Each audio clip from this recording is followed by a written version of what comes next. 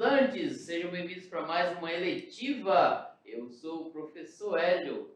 Olá, alunos! Eu sou a professora Patrícia e hoje nós vamos falar sobre um assunto muito importante, ética e segurança, não é mesmo, professor Hélio? Exatamente, a nossa eletiva análise e experimentação científica. Então vamos lá? Bora começar? Olha aí a nossa aula de hoje. Ética e segurança, introdução à ética, medidas de segurança. Bora lá? Temos aqui a nossa habilidade da aula de hoje, professor. Temos habilidade, você já analisa, né? Para alcançar a competência da nossa eletiva. Introdução à ética. Olha só, alunos, nós vamos estudar sobre autoria, plágio e falsificação de dados. A gente também vai verificar quais as medidas de segurança para realizar as nossas pesquisas. Você, aluno que pretende ser um pesquisador, presta muita atenção, que essa aula é muito importante para você. Pesquisas com seres vivos, agentes biológicos e substâncias perigosas. Mas antes de começar, professor, vamos refletir? Exatamente, vamos lá. Olha só, que tipo de informação podemos escrever em nossos relatórios, hein? Podemos ler um livro e copiar suas informações assim de forma muito fácil? Rápido, né? Será? Só pegar a cópia e trazer, né? E tomar posse deles. Exatamente. Será que é bom fazer isso? Será, gente? Olha aí, como podemos também garantir a segurança em nossos procedimentos? Fica aqui a pergunta. Bora lá? O que é ética? Olha só, de acordo com a Sense, do ponto de vista filosófico, professor, olha aí, tem a ver com o professor de filosofia, a ética ela busca o quê? Estudar, ela fornece também princípios orientadores para o agir humano. Ética também pode significar um pensamento reflexivo sobre os valores e as normas que regem as condutas humanas, professor, certo? Então Certinho, vamos aqui certinho. comigo, olha só. Na questões éticas, gente, toda profissão tem a questão ética, né? O código de ética. E a filosofia vai dizer que a ética, ela rege as questões do comportamento humano. A moral em si, ela rege as regras. Ou seja, se eu infligir uma regra dita dentro de uma sociedade, sou antiético. Totalmente. E na nossa eletiva, se vocês infringir uma regra, tem todo o código de ética para ser seguido, como fazer um relatório, como seguir o modo de segurança para você manipular cientificamente, né, seres biológicos, etc. Se você infringir essas regras que são postas, iremos ver algumas, né, vocês são antiéticos, ou seja, para analisar e fazer uma pesquisa científica, nós temos que ter esse comportamento, favorecer e botar em frente o princípio ético, o nosso comportamento dentro das pesquisas, ou seja, se tornará um bom científico, né, professora? Exatamente. E aí, galera, bora continuar lá a nossa leitura? Vamos lá, olha aí. Olha só. A ética, ela também pode referir-se a um conjunto de princípios e normas que um grupo estabelece para o seu exercício profissional. Vocês já devem saber, olha só, por exemplo, os códigos de ética dos médicos, dos advogados, dos psicólogos, dos certo? Filósofos, né? Dos filósofos, das professoras de inglês. Das professoras de inglês, olha of course. aí, todos os âmbitos tem que ter esse código, gente. Exatamente. Mas até aí, na família ele não está escrito, mas não... exatamente. De maneira bem resumida, galera, a ética ela significa pensamento reflexivo sobre os princípios de nossas ações e condutas. Olha só, podendo ser aplicado às nossas relações humanas ou ao exercício de uma profissão, como a gente viu ainda agora, certo? E além do mais, por que ter ética na pesquisa, né? É importante. Será que ela é importante a ser analisada, né, professora? Com certeza. Os meninos vão lá pesquisar, fomentar um projeto, analisar tudo. E o que tem que ter dentro desse relatório, né, dentro desse âmbito? Porque as pesquisas geram resultados confiáveis e válidos. Olha o ponto, né? Isso. Tem que ser confiável, Tem que ser. Toda pesquisa. Um aumento de conhecimento científico, ó, além de ser confiável e ela é válida, né, o seu resultado, outros pesquisadores vão utilizar. Exatamente. Por isso que tem que valida seguir muito uma mais. regra. Porém, se a pesquisa for conduzida sem a ética, ó, sem o cuidado com questões das informações, ela não terá aplicação no meio científico. Ela não vale absolutamente E ninguém nada. a utilizará. Isso. Assim, ter ética é importante para que o conhecimento aumente sem distorção da verdade. É muito importante, sim. E olha aí, gente, o que é segurança na pesquisa? A gente já vai para uma outra seara agora, Isso. certo? Regras de segurança na pesquisa são medidas fundamentais que nós devemos conhecer, respeitar para o melhor desenvolvimento da pesquisa, evitando assim problemas, riscos e acidentes, porque olha só, corre muito risco se você não tiver essa questão da segurança, né? Exatamente. Inclusive da sua vida, certo? Pulando para a questão da autoria, né? Certo. Por isso que nós usamos a questão da ética e a segurança nesse sentido. Inclusive a segurança não só do corpo, mas de dados, né, de informações Exatamente. que as pessoas vão procurar. Ó. A autoria de um trabalho remete a pessoas responsáveis pela execução desse trabalho. Ou seja, os autores de uma pesquisa são aqueles que realizam efetivamente a pesquisa. No caso, eu e a professora Patrícia somos autores dessa aula de hoje, né? Essa orientação Exatamente. da nossa eletiva Análise e Experimentação Científica. Gente, a autoria ela é definida principalmente, principalmente foi lá para baixo, com base na participação e na contribuição intelectual de cada um dos envolvidos na elaboração, análise ou redação do trabalho, certo? A gente pode dar exemplo, né, Patrícia? Podemos Vamos aqui, sim, ó. vamos lá. Vamos aqui com a gente, ó. Exemplo, eu estou fazendo já, terminando meu mestrado, pontapé final já. Tem vários escritos, né? Que eu já fiz. Ou seja, eu fiz nessa perspectiva ética, no âmbito de valorizar a autoria de outros pesquisadores. E eu, com o meu artigo, está lá. Eu coloco, apresento e outras pessoas irão pesquisar, né? Exatamente. Questões éticas e segurança dos dados. Então, a professora Patrícia também, né? Nesse âmbito da pesquisa de tradução, ou seja, na tradução de textos, sim, do inglês para o português, ela tem que respeitar todo o contexto e a raiz, né? Exatamente. A origem trazendo até também para a nossa vivência, né? Exato. Às vezes uma tradução, ela não é exatamente ela não é corretinho, exatamente. Isso depende muito da sua vivência, né? Se você está num local onde, no Brasil, por exemplo, onde você não vai entender aquele contexto que só acontece em um certo país, então isso ele é traduzido de uma forma que você vai entender no contexto que você vive, no caso, no país que você vive. Então vamos lá, continuando, Aleim. Todas as pessoas que ajudaram na realização da pesquisa devem ser devidamente reconhecidas. Olha aí que legal, né? Isso. Se não, como autores da capa e folha de rosto, devem ser mencionadas como colaboradores. Ó. Na questão da seção dos agradecimentos do relatório, né? Isso. O nome tem que aparecer, gente. Isso assim, aí é um exemplo, ó. A referência daqui, ó. Esse contexto, nós trouxemos autores. Exatamente. Sem eles, a gente estaria errado aqui, né? Dando aula sobre isso e não seguindo essa questão. Patrícia, como fundamentar um trabalho de pesquisa?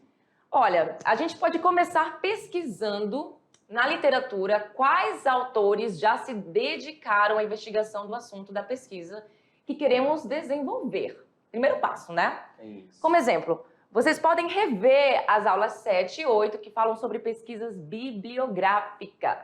Pesquisa bibliográfica. O professor Silvio lá, né? Isso. Ele deu essa Bota lá, informação aluno, na aula 7 e 8, para você dar uma olhadinha, relembrar sobre essa questão das pesquisas Citações, bibliográficas. Referências bibliográficas e fontes seguras, né? De pesquisa, isso Além mesmo. disso, presta atenção aqui, devemos o quê? Fazer também um levantamento de pesquisas que abordem o mesmo tema para inserir o trabalho na área de pesquisa de que faz parte. Por quê? Assim como nas teorias com que dialoga. Exatamente, fazer essa dialogação. E o que é plágio? Ó, dentro da pesquisa, a gente corre o risco de plagiar, né? A gente corre. Isso. Já aconteceu de pessoas plagiarem sem querer, né? Isso. Sem querer. Mas aí é um perigo e tem que prestar muita atenção. Porque olha só, o plágio, esse nome já me dá um lance, porque é um nome que já carrega, né, um significado muito Olha ruim. o que ele diz ali, resumindo. Ela é a reprodução indevida como sendo sua autoria.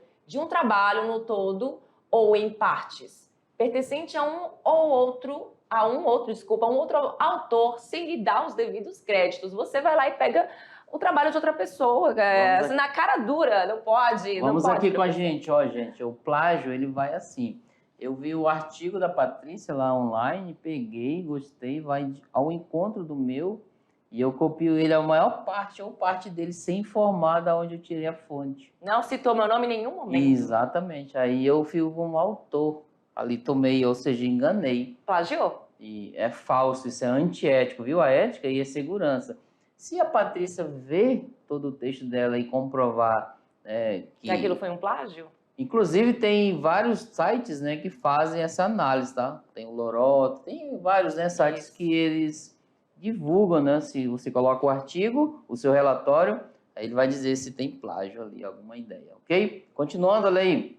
Então, vamos evitar esse plágio, né? Certo. Plagiar inclui assinar, se apropriar, apresentar como novidade, copiar ou distribuir qualquer forma de produção. Gente, quais são as produções? Texto, figura, dados, comentário, até um comentário, sim. Até nós comentamos hoje, né, pra gente colocar as imagens nas nossas aulas, a gente não pode, tem que informar, olha aqui, informar ali a fonte. Olha a fonte, ó. Dessa imagenzinha aqui. E ver se ela não tem direitos autorais, né? Exatamente. Tem que ser livre, né? Senão temos que arcar com o financeiro. E no Brasil? Gente, no Brasil tem uma lei aí, tá?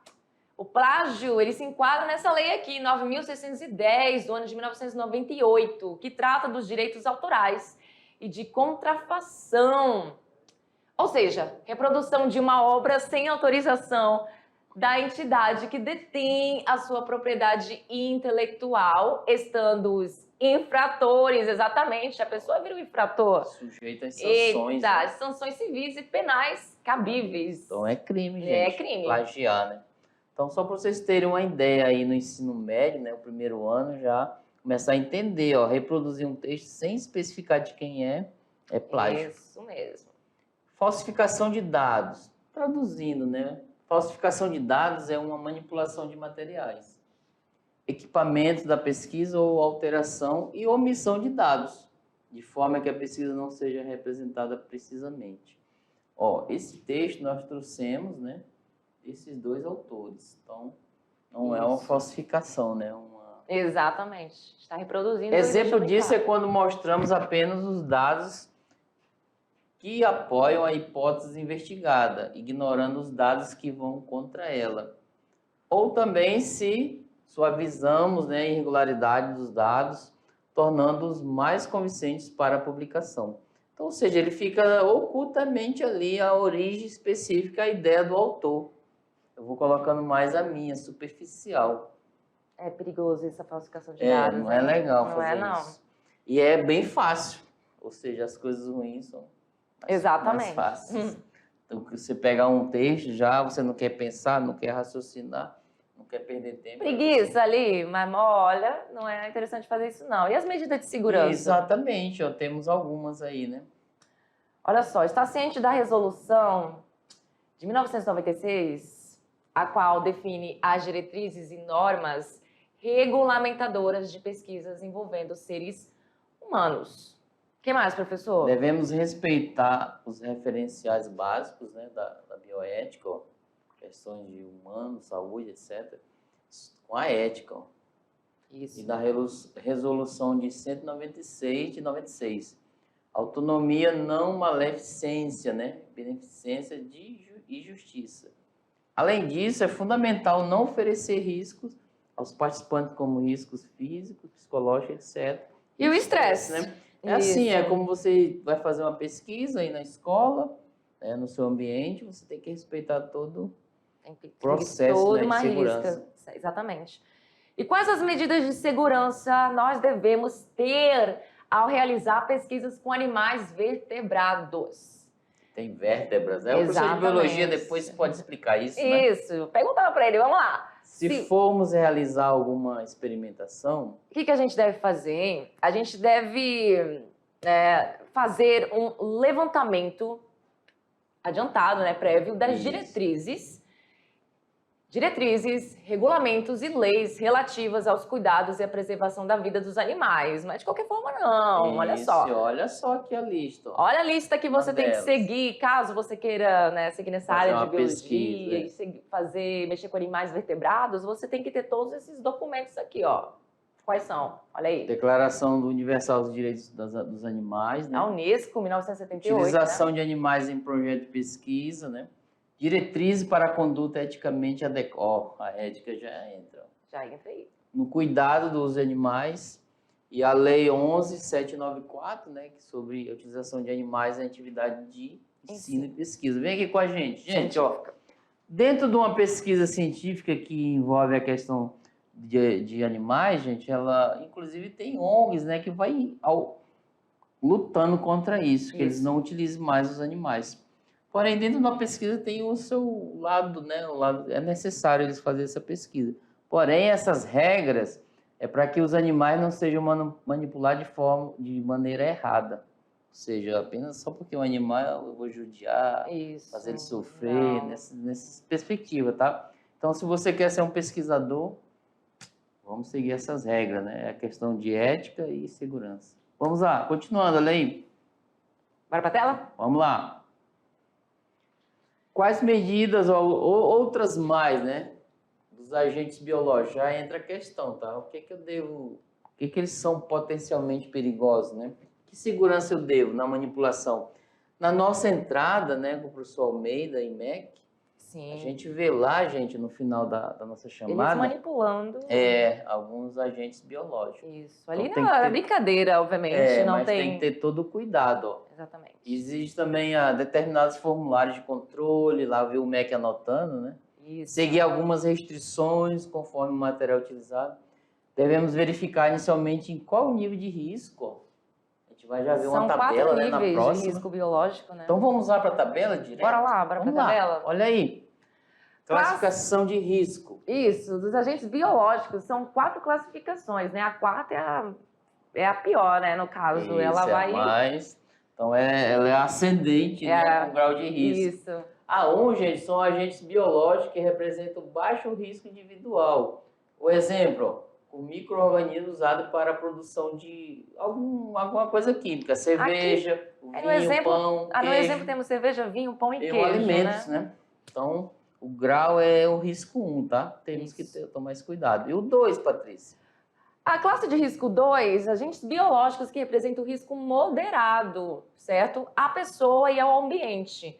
Então, imagina só, além da pessoa que está mexendo com aquilo, também tem um ambiente ali correndo risco. E podem causar, olha aí, diseases, doenças. A exposição a esses agentes no laboratório pode causar uma infecção grave, gente. Olha só, mas existe tratamento eficaz e medidas de prevenção e o risco de propagação de infecção é limitadíssimo. Quer dizer, limitado, vamos lá. O 3 já avança, agentes biológicos que causam doenças graves. Já aumentou, tá? Já aumentou. Em humanos, ou animais ou vegetais. Então, pelo contato casual, né? Isso. E o 4 é o mais perigoso. Eita, o 4 realmente, galera, agentes biológicos que causam doenças sérias em humanos, animais ou vegetais. Estes agentes são facilmente transmitidos de um indivíduo para o outro, diretamente ou indiretamente. Exatamente, ó. E quais medidas de segurança devemos ter ao realizar pesquisa com substâncias? É questão do equipamento perigoso, né? Isso. Primeiro, seguir os procedimentos de segurança para desenvolver qualquer pesquisa, né, que envolve a questão dos riscos, como drogas, álcool, etc. Isso. Gasolina, tabaco, né? Isso. Ter a supervisão do orientador, não é você lá sozinho, tem que ter alguém responsável ali pela sua pesquisa, por você, né? Uma pessoa, né, que saiba mais, que tenha mais conhecimento, e esse orientador ou de um cientista qualificado que tenha conhecimento das técnicas de manuseio do material e procedimentos de emergência caso algum acidente ocorra. Também, ó, gente, tem que ter autorização, tá? Para o uso dessas substâncias. Né? Autorização. Isso. Ao mais, né, conhecer e cumprir as normas de segurança é necessário dentro de um laboratório. Não pode fumar, não pode comer, usar equipamento de proteção individual. EPI, né? Isso, trabalhar com trajes adequados, lavar sempre as mãos e manter a melhor organização do material utilizado, gente. Devemos também conhecer o perigo de algumas reações. O professor Almeida sabia, né, na hora de manipular as substâncias químicas utilizadas na pesquisa, para evitar algum tipo de acidente, né? Exato. Agora, olha só, Patrícia, o que temos? O mão na massa, né? Olha Eita, aí, gente. chegou o momento, hands-on. Ó, já falamos, ó, ética, né, na pesquisa e segurança. Agora, uma atividade para vocês alicerçar e fundamentar mais o conhecimento da nossa aula. Tá né? bem easy, tá bem fácil. Então, vamos lá para o nosso mão na massa, olha aí. E o mão na massa de hoje vocês vão fazer uma nuvem de palavras, não é, Patrícia? Isso, é bem bacana a gente fazer essa nuvem de palavras, porque você também acaba adquirindo, né, mais vocabulário para sua vida, né? Por que não? Então, essa nuvem de palavras sobre o tema ética e pesquisa científica, que não foi sobre a nossa aula, certo? O que é uma nuvem de palavras? É uma nuvem de tags, gente. Opa! Nuvem de palavras ou lista ponderada no design visual. É uma representação visual de dados de texto, normalmente usada para descrever o quê? Olha os Vamos passos. lá, para descrever, desculpa. Passo. Vamos lá, passo a passo. É bem simples, você vai escolher pelo menos 15 palavras importantes contidas no tema dessa nossa aula. E olha só o que a gente... ética, moral, segurança. Tem palavra para Dedéu aqui. Né? Isso. Usa aí, escolhe pelo menos 15 palavras. Aí você pode acessar um desses links propostos para fazer a sua nuvem de palavras e digite as palavras escolhidas. À frente teremos os links. A links. gente vai ter os links já para vocês. Vocês também vão salvar e baixar no formato JPEG ou PDF, certo? Você vai escrever as palavras numa cartolina ou pedaço de papelão, bem bonito, bem colorido. A gente vai mostrar um exemplo de um bem colorido. No formato da nuvem, né? No formato da nuvem que vocês vão ver já, caso vocês não saibam o que significa essa nuvem. Poste nos grupos e separem para culminância da eletiva. Vamos lá, vamos fazer isso. Todo mundo ficar vendo. Tá aí, gente, ó, os links, né, de alguns. Temos aí alguns links para vocês usarem para fazer essa nuvem. Exatamente. E poderá ser feito no computador ou em cartolina, em formato de cartaz, tá, gente? Pode acessar esses sites aí para vocês poderem fazer a atividade de vocês. Pode pesquisar outros. Pode pesquisar outros também. E eu trouxe um exemplo, Patrícia. Olha que bonito, essa nuvem de palavras. Ó, nós usamos qual o tema? A palavra educação, né? Ela tá aí como principal, né? Olha só, a palavra educação tem várias palavras que envolvem o contexto da educação. Vocês vão usar a palavra ética. Isso. E segurança e pesquisa científica, né? Exatamente. Então vocês vão usar essas três e fundamentar as palavras que estão em torno dela. Nas aulas mesmo eles podem As 15 palavras eles vão. Olha só, e nós temos aí da educação, aparece o quê? Mediação tecnológica, disciplinas, Rondônia, Enem, eletivas, que é o que nós estamos fazendo. Aí vocês vão jogar isso aqui, gente, na cartolina. Bem colorido, bem né, legal, professor? Exatamente. Então, aí as referências que utilizamos, né, para não plagiar. Exato, né, já pensou se a gente não coloca referência nessa aula? Então, a nossa aulinha de orientação, né, para vocês aprenderem um pouco sobre ética e medir segurança dentro de uma pesquisa, de uma análise e experimentação científica. Esperamos que vocês, né, possam, a partir de agora, junto com as outras aulas, né, compor todo um contexto e fazer, né, o trabalho da nossa eletiva. E tá aí as orientações do Mão na Massa. Então, um grande abraço, né? Espero que vocês tenham aprendido bastante nessa aula, tenham visto a importância de tudo que a gente comentou aqui. E a gente vê vocês na próxima. Tchau, tchau. Bye, bye.